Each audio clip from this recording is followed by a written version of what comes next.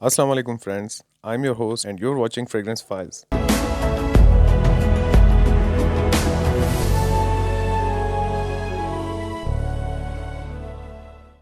So आज जिस fragrance का हम रिव्यू करेंगे उसका नाम है grease Eric luxury bye Asaf.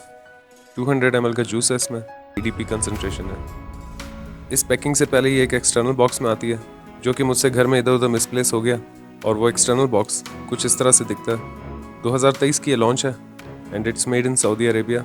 आज की वीडियो थोड़ी सी लंबी होने वाली है, सो मुझे झेलने के लिए एडवांस में बहुत बहुत शुक्रिया, और अगर आप बोर हुए तो एडवांस में बहुत बहुत माजरत। सो बॉक्स को ओपन कर लेते हैं और देखते हैं अंदर बॉटल किस टाइप की है। असाफ एक Saudi Arabian based fragrance house है जो कि 1988 से फ्रेग्रेंसेस, बॉडी लोशंस और ड्यूड्रेंट्स पे काम कर रहे हैं। और असाफ का मतलब होता है काउंसलर या प्रोवाइडर, और ये हज़रत सुलेमान अलैहिस्सलाम के वज़ीर का नाम था। और इनकी फ्रेग्रेंसेस के धमाकेदार और ख़तरनाक नाम है, जैसे वाइल्ड कोल्ट जिसका मतलब होता है जंगली घोड़ा, ग्रिस एक फ्रेंच या स्पेनिश वर्ड है जिसका मतलब होता है ग्रे कलर, और एरिक का मतलब होता है फियरलेस या निडर जंगजू या warrior. Okay, so here is the bottle. 200 ml juice होने की वजह से एक फ्रॉस्टेड वाइट टॉल बॉटल है ये, जिसके अंदर बहुत ही ज़्यादा खूबसूरत पर्पल कलर का जूस है। एक डिसेंट लुकिंग प्रेजेंटेशन है इसकी।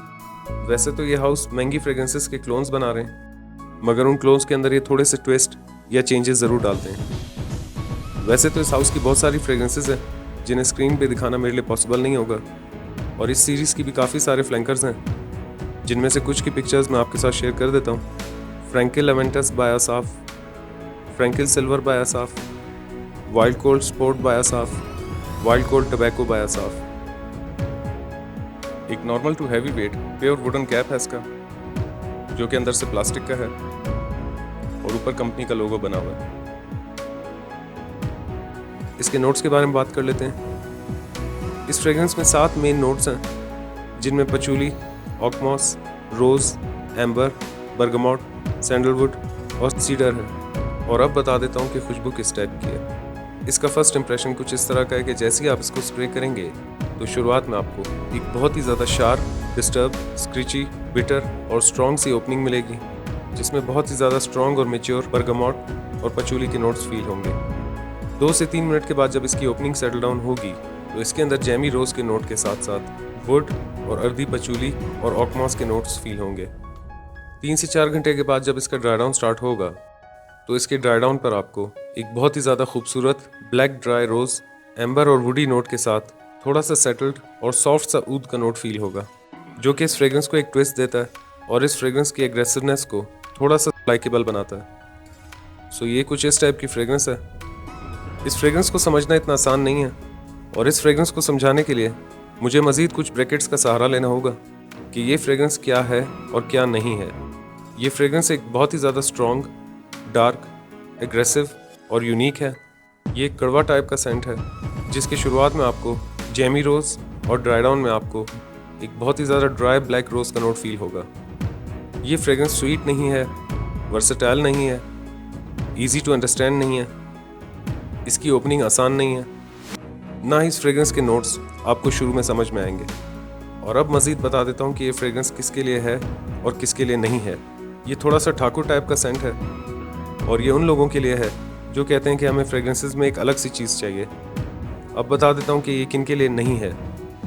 ये youngsters, beginners, fresh, aquatic, fruity या वर्सेटाइल फ्रेग्रेंस लवर्स के लिए नहीं है। सो मेरे ख्याल में इस ब्रैकेट के बाद इस फ्रेग्रेंस को समझना थोड़ा सा आसान हो जाएगा। इस फ्रेग्रेंस की शुरुआत के 5 मिनट इसे भूलना या माफ़ करना होगा। अपनी शुरुआत के शार्प, स्क्रीची और कंफ्यूजिंग नोट्स की वजह से हो सकता है कि कुछ लोगों को ये शुरुआत में नोज ब्लाइंड कर दे, क्योंकि इस फ्रेग्रेंस को मैंने 4 लोगों पर टेस्ट करके देखा था, जिनमें से एक शुरुआत के 5 से 10 मिनट नोज ब्लाइंड हो गए थे, क्योंकि इसे स्प्रे करते ही उन्होंने बहुत करीब से स्निफ किया था। मेरा इस फ्रेग्रेंस को लेकर एक्सपीरियंस कुछ इस तरह का रहा है कि इसे वेयर करते ही कुछ देर के लिए मैं इंडोर में रहा और मुझे ऐसा लग रहा था कि शायद ये फ्रेग्रेंस परफॉर्म नहीं कर रही, मगर मेरे आसपास लोगों को इसकी अच्छी खासी खुशबू फील हो रही थी। मगर करीब 1 घंटे के बाद जब मैं आउटडोर के लिए निकला तो बाहर काफ़ी ठंडी हवा चल रही थी, और उन्हीं तेज़ ठंडी हवाओं के बावजूद इसने मुझे और मेरे आसपास लोगों को काफ़ी ज़्यादा हैरान किया, और इंडोर से कई गुना ज़्यादा इसने आउटडोर में प्रोजेक्ट किया, और काफ़ी फासले पे होने के बावजूद आसपास लोगों को इसकी खुशबू फील हो रही थी। शुरुआत के 1 से 2 घंटा इसके अंदर मौजूद जैमी रोज़ का नोट इस फ्रेग्रेंस को एक्सेप्टेबल और ख़ूबसूरत बनाने के लिए अपना पूरा जोर लगाता है। और ये टिपिकल रोज़ का नोट नहीं है जैसा कि नॉर्मली फ्रेग्रेंसेस में देखा जाता है। और ये रोज़ शुरुआत के 2 से 3 घंटे ज़रा से जैमी रहता है और 2 से 3 घंटे के बाद ये एक ब्लैक ड्राई रोज़ में कन्वर्ट हो जाता है। अपनी बहुत ज़्यादा स्ट्रॉन्ग ओपनिंग की वजह से ये फ्रेग्रेंस आपको करीब से स्निफ करने पर बिल्कुल समझ में नहीं आएगी। और अगर इस फ्रेग्रेंस को ये कहा जाए कि ये लव एट 5 और 6 स्निफ है तो गलत नहीं होगा। एक बहुत ज़्यादा यूनिक, डिफरेंट, खूबसूरत फ्रेग्रेंस है ये। ना ही यंगस्टर्स और बिगनर्स इस फ्रेग्रेंस को समझ पाएंगे, क्योंकि वाइल्ड कोल्ट एक बहुत ही ज़्यादा वर्सेटाइल और इजी टू हैंडल फ्रेग्रेंस थी। और इस ग्रे सरक के जूस कलर से ऐसा ही मालूम हो रहा था कि एक बहुत ही ज़्यादा ईजी फ्रेग्रेंस होगी। मुझ पर इस फ्रेग्रेंस का फर्स्ट इंप्रेशन कुछ इस तरह रहा। जैसे इस फ्रेग्रेंस की ओपनिंग सेटल डाउन हुई तो इसके डीएनए ने मुझे अपना गर्विदा बना दिया, क्योंकि एक बहुत ही ज़्यादा अनकॉमन और एक अलग तरह की चीज़ है। और शुरुआत के 5 से 10 मिनट आपको हैरत में रखेगी कि ये लव फ्रेग्रेंस है या हेट। इस फ्रेग्रेंस के अंदर जो रोज़ का नोट है शायद मैंने फ्रेग्रेंसेस में फ़र्स्ट टाइम एक्सपीरियंस किया है। और क्योंकि मुझे ब्लैक रोज़ बहुत पसंद है और इस फ्रेग्रेंस के ड्राई डाउन में उसी ब्लैक रोज़ का नोट मैं फील कर सकता हूँ जिसे बुक के अंदर संभाल के प्रिजर्व किया हो। इस फ्रेग्रेंस के अंदर सिर्फ और सिर्फ रोज़ मौजूद नहीं है। रोज़ इस फ्रेग्रेंस का एक छोटा सा पार्ट है और इस फ्रेग्रेंस के अंदर मेन प्लेयर पचूली और ऑकमॉस है। इस फ्रेग्रेंस के अंदर शुरुआत से लेकर आखिर तक बहुत ही ज़्यादा नोटिसेबल और स्ट्रॉन्ग अर्दी और सॉइली नोट्स हैं। जैसा कि अक्सर लोग कहते हैं कि हमें ऐसी फ्रेग्रेंस बताएं जिसमें बारिश या मिट्टी की खुशबू हो। सो इस तरह की खुशबू सिर्फ और सिर्फ ऑकमॉस और पचूली से ही फील होती है, क्योंकि पचूली का नोट बहुत ज़्यादा अर्दी या सॉइली फील कराता है जैसे मिट्टी की खुशबू होती है।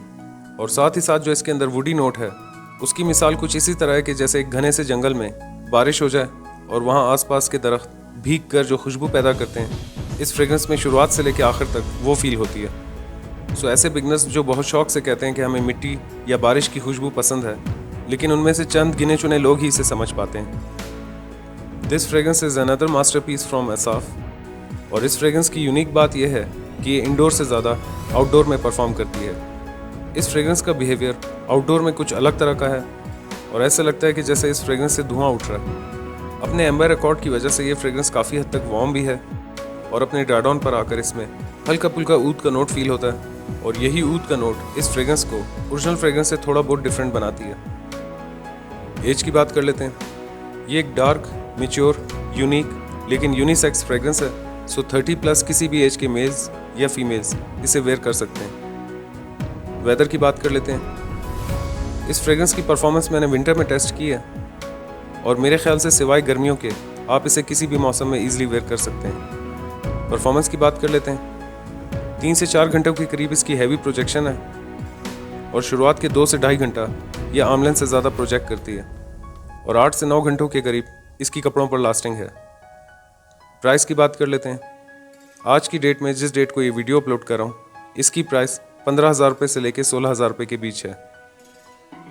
और अगर इस फ्रेग्रेंस को एक नाम देना हो तो मैं द ग्रेट गैमलर नाम दूंगा। इसे रेटिंग दे देते हैं। सेंट प्रोफाइल को मैं दूंगा 9 आउट ऑफ 10, प्रेजेंटेशन को मैं दूंगा 7 आउट ऑफ 10, प्रोजेक्शन को मैं दूंगा 9 आउट ऑफ 10, लास्टिंग को मैं दूंगा 9 आउट ऑफ 10 और प्राइस को मैं दूंगा 8.5 आउट ऑफ 10। इस फ्रेग्रेंस के नाम, जूस कलर और इन्फॉर्मेशन के मुताबिक ये फ्रेग्रेंस क्लोन है Gris Dior by Christian Dior का। मज़ीद अगर इस फ्रेग्रेंस को आसान अल्फाज में समझाने की कोशिश करूं तो इसकी शुरुआत के 5 मिनट को छोड़कर इस फ्रेग्रेंस का एहसास कुछ इस तरह का है जैसे आप किसी घने जंगल में खड़े हैं जहां चारों तरफ दरख्त हैं और आसपास थोड़े से गुलाब के फूल भी लगे हुए हैं और उसी दौरान थोड़ी सी बारिश हो जाती है और इन सब की खुशबू आपको एक साथ महसूस होती है। तो ये कुछ इस टाइप की फ्रेग्रेंस है। इवन के original Gris Dior by Christian Dior के बारे में भी कहा जाता है कि वो फ्रेग्रेंस लव एट 5 और 6 स्निफ है। मज़ीद अगर इस फ्रेग्रेंस की जूस क्वालिटी की बात की जाए तो उसे चेक करने का एक तरीका आपके साथ शेयर कर देता हूँ। कभी भी किसी भी फ्रेग्रेंस के इंग्रेडिएंट्स को चेक करने का एक नॉन साइंटिफिक तरीका ये है कि अगर उस फ्रेग्रेंस को आप अपनी स्किन पे अप्लाई करें और इसे मामूली सा रब करें, मगर वो रब करने के बाद भी ठहरा रहे, तो इसका मतलब होता है कि ये सेंट एक पोटेंट या पावरफुल है और उस फ्रेग्रेंस में मौजूद अल्कोहल या इथनॉल का वेपराइजिंग प्रेशर बैलेंस्ड है। जैसे अगर आप पेट्रोल को अपने हाथ पे रब करें तो वो फ़ौरन से एवेपोरेट हो जाता है, जिसका मतलब होता है कि इसके अंदर फिक्सेटिव, चिकनाहट या ऑयल बिल्कुल नहीं है। और यही बात फ्रेगरेंसेस में भी लागू होती है। अगर किसी फ्रेगरेंस को आप स्किन पे स्प्रे करें और कुछ देर के बाद वो रब करने या ना करने से गायब हो जाए, तो उस फ्रेगरेंस में मौजूद परफ्यूम ऑयल कंसनट्रेशन या तो लो है या उसकी क्वालिटी पुअर है। सो ये एक नॉन साइंटिफिक तरीका है जिसे आप अपनी फ्रेगरेंस को घर पे बैठे टेस्ट कर सकते हैं। और इस फ्रेगरेंस को हाथ पे स्प्रे करने के बाद मैंने रब करके चेक किया था और इसका जूस स्किन पे शाइन कर रहा था, जो कि इस चीज़ को अगेन साबित करती है कि इस फ्रेगरेंस में एक हाई क्वालिटी का जूस है। इस फ्रेगरेंस समेत काफ़ी ऐसी फ्रेगरेंसेज हैं जिनमें ऑक्मॉस का नोट शामिल होता है। अब ये ऑक्मॉस क्या है वो बता देता हूँ। ऑक्मॉस एक ऐसी ग्रीन फंगस होती है जो कि बड़े ऊंचे दरख्तों पर ग्रो करती है। ये एक बहुत ही ज़्यादा कंट्रोवर्शियल और यूनिक नोट होता है और ये फंगस ज़्यादातर फ्रेगरेंसेस को ग्रीन और अर्दी साइड की तरफ ले जाने के लिए यूज़ किया जाता था और 100 साल से भी ज़्यादा अरसा फ्रेगरेंसेस में ऑक्मॉस का नोट इसी फंगस की मदद से हासिल किया जाता था। मगर बाद में रिसर्च करने पे मालूम हुआ कि ये फंगस बहुत ज़्यादा एलर्जिक होती है, जिसे आज की मॉडर्न परफ्यूमरीज में काफ़ी हद तक बैन कर दिया गया। और अब फ्रेगरेंसेस के अंदर सिंथेटिक इंग्रेडिएंट्स की मदद से इस ग्रीन और अर्दी नोट को तैयार किया जाता है। और काफ़ी फ्रेगरेंसेस में ऑक्मॉस के नोट को तैयार करने के लिए रेस्पबेरी के पत्तों का सहारा लिया जाता है। आप में से काफ़ी सारे दोस्तों को माहिर ब्लैक एडिशन की वीडियो बहुत पसंद आई थी और मुझे कमेंट्स में काफ़ी रिक्वेस्ट आए थे कि फ्रेगरेंसेस से रिलेटेड इन्फॉर्मेशन या हिस्ट्री हमारे साथ शेयर किया करें। सो वीडियो ज़्यादा लंबी ना हो जाए इसलिए मैं डिस्कस नहीं करता, मगर आज की वीडियो जब लंबी हो ही गई है तो आपकी ये फरमाइश भी पूरी कर देता हूँ। ज़माना कदीम में रोमन्स और ग्रीक्स परफ्यूम्स और फ्रेगरेंसेस को as a murder weapon use किया करते थे और 18वीं सदी में परफ्यूम मेकर्स पॉइजन मेकर्स से दुगनी तादाद में थे, जिनमें से ज़्यादातर परफ्यूम मेकर्स साइनाइड और एर्सेनिक की मदद से पॉइजनस परफ्यूम तैयार करते थे। और ऐसी एक हिस्ट्री है जूलिया टोफैना की। एक इटालियन औरत कॉस्मेटिक्स और परफ्यूम मेकर थी जिसने सिर्फ 20 से 22 साल के अरसे में 600 से ज़्यादा मर्दों को एक्वा टोफाना की मदद से मौत की नींद सुलाया था। 16वीं सदी तक इटली और रोम में लव मैरिज को लेकर बहुत ज़्यादा पाबंदियां थीं और उस ज़माने में औरतों के कोई हकूक नहीं थे। मर्दों को सुपीरियर और औरतों को इन्फीरियर समझा जाता था और शादी करने के लिए औरतों से उनकी मर्जी नहीं पूछी जाती थी। और उस ज़माने में ज़्यादातर औरतें डोमेस्टिक वायलेंस या घरेलू मारपीट की शिकार थीं और उनकी अपने शौहरों से तभी जान छूट सकती थी जब तक कि उनके शौहर की मौत ना हो जाए। सो ये कहानी शुरू होती है सन 1633 में, जहाँ एक 8-9 साल की मासूम और यतीम बच्ची के सामने उसकी माँ को बीच बाजार में फांसी दे दी जाती है। अब उस मासूम बच्ची का इस दुनिया में कोई नहीं रहा, तो उस बच्ची की परवरिश के लिए उसे चर्च के कॉन्वेंट में भेज दिया जाता है। जैसे जैसे वो बच्ची बड़ी होती जाती है तो कॉस्मेटिक्स और परफ्यूम मेकिंग में दिलचस्पी लेना शुरू कर देती है। बड़े होने के बाद वो कॉस्मेटिक्स और परफ्यूम मेकिंग का बिजनेस शुरू करती है और बहुत कम अरसे में उसका ये कारोबार काफ़ी मशहूर हो जाता है। शहर की तमाम औरतें उससे कॉस्मेटिक्स और परफ्यूम लेने आती थीं, जिनमें ज़्यादातर ऐसी औरतें थीं जो शौहरों की मारपीट की वजह से अपने चेहरे के निशान छुपाने के लिए मेकअप लेने आती थीं। सो जूलिया टोफैना ने एक ऐसा जहर तैयार किया जिसमें आर्सेनिक, बेलाडोना और लेड था। बेलाडोना एक ऐसा जहर है जिसके चंद कतरे बहुत अजियतनाक मौत दे सकते हैं, मगर इसी बेलाडोना की थोड़ी सी मिकदार आज भी हमारे कफ सिरप्स या होम्योपैथिक की मेडिसिन में इस्तेमाल किया जाता है। सो जूलिया टोफैना ने एक ऐसा जहर तैयार किया जिसका नाम एक्वा टोफैना था और वो इस जहर को एक खूबसूरत सी बोतल में उन औरतों को बेचा करती थी जो अपने शौहरों से पीछा छुड़ाना चाहती हों। एक्वा टोफाना एक ऐसा जहर था जो कि कलरलेस, टेस्टलेस और ऑडरलेस था, जिसकी 3 से 4 खुराक ताकतवर इंसान को भी बहुत अजियत से मारती थी। सो ऐसी औरतें जो अपने शौहरों के हाथों तंग थीं, जूलिया से जहर खरीद कर अपने शौहरों के खाने या शराब में मिलाती थीं, जिसकी पहली खुराक से कमज़ोरी और सुस्ती, दूसरी खुराक से उल्टियाँ या पेट दर्द और तीसरी खुराक पर डॉक्टर की ज़रूरत पड़ जाती, मगर तब तक बहुत देर हो जाती थी और जहर पीने वाला चौथी खुराक तक मर जाता था। सो ये मौत का कारोबार काफ़ी सालों तक चलता रहा। इसी तरह जूलिया के पास एक ऐसी औरत आई जो कि अपने शौहर के हाथों तंग थी। उसने एक्वा टोफैना ख़रीदा और अपने शौहर के सूप में मिलाकर देने लगी। सो क्योंकि वो एक कमज़ोर दिल औरत थी तो उसने अपने शौहर को फ़ौरन पीने से रोक लिया और अपने शौहर को सारा वाक़या बताया। और जब ये बात पूरे शहर में मशहूर हो गई तो वहाँ की रॉयल फैमिली ने जूलिया टोफैना को ढूंढना शुरू कर दिया, मगर तब तक जूलिया टोफैना किसी चर्च में जाके छुप गई थी सो चर्च में छुपने और अंडरग्राउंड होने के बाद जूलिया टोफाना के नेटवर्क में 200 से ज़्यादा लोग शामिल हो जाते हैं जो कि इस जहर को मार्केट में आम करने लग गए थे।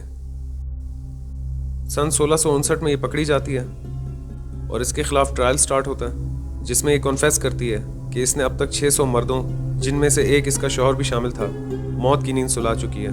सो जूलिया टोफाना और उसकी बेटी को फांसी दे दी जाती है और साथ ही काफ़ी ऐसी औरतें और लोग जो कि इस नेटवर्क में शामिल थे या ऐसी औरतें जिन्होंने अपने शौहरों को जहर दे के मार दिया था, उनको भी फांसी दे दी जाती है।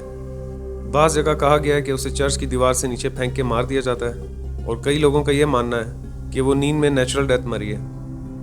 मगर इस सवाल का जवाब किसी के पास नहीं है कि उसने आखिर ये रास्ता क्यों चुना। शायद उसको मर्दों से बहुत नफरत थी या शायद उसके भयानक बचपन ने उसको ऐसा बना दिया। और कहा जाता है कि एक्वा टोफाना वो फार्मूला है जिसकी मदद से जूलिया टोफाना की माँ ने अपने शौहर को कत्ल किया था, जिसकी सज़ा में उसको सरे बाजार में फांसी दे दी गई थी। So that's it for today. I hope you like this video. अगर आप इस वीडियो को फर्स्ट टाइम देख रहे हैं तो वीडियो को लाइक करें, चैनल सब्सक्राइब करें, मेरा काम पसंद आए तो आगे शेयर करें। मैं मिलूंगा एक नए वीडियो में। अपना ख्याल रखिएगा एंड कीप स्मेलिंग ऑसम। अल्लाह हाफिज़।